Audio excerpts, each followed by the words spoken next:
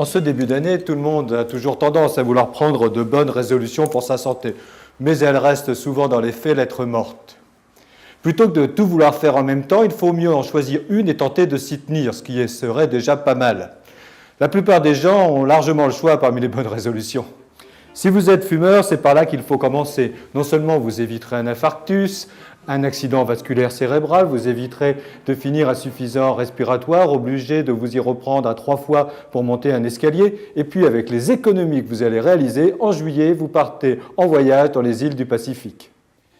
Si l'aiguille de votre balance indique des sommets à faire pâlir d'envie un vieil hippopotame, il est véritablement temps de faire quelque chose. Mais ne vous ruez pas pour autant vers les régimes draconiens, la diète ou pire à coupe-faim. Réduisez simplement votre quantité alimentaire, mangez moins de graisse, mangez moins de sucre, buvez un peu moins de vin et d'alcool et surtout faites un petit peu plus de sport. Dans la plupart des cas, cela sera largement suffisant. Vous pouvez également, comme preuve de votre détermination, envoyer toutes vos bonnes bouteilles et vos chocolats à la rédaction de VooTV.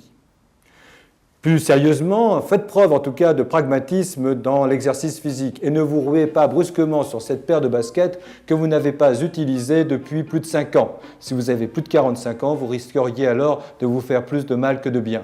Non, soyez raisonnable et faites un petit peu de footing ou simplement une bonne demi-heure de marche par jour et ce serait déjà un véritable progrès. Allez chercher le pain à pied, prenez les escaliers plutôt que les ascenseurs, allez de temps en temps à la piscine, découvrez les sentiers de la Côte de Nuit, de la Côte de Beaune, sans s'arrêter de trop chez les vignerons que vous rencontrerez. Bien sûr, si vous pouviez faire tout cela, qu'est-ce que ça serait bien? Mais je n'y crois guère. Alors mon conseil est de vous dire, choisissez une bonne résolution et tentez donc de vous y tenir. L'enfer des bonnes résolutions, c'est de vouloir trop en faire. Et ce serait déjà miracle que d'en choisir une et d'arriver à s'y tenir.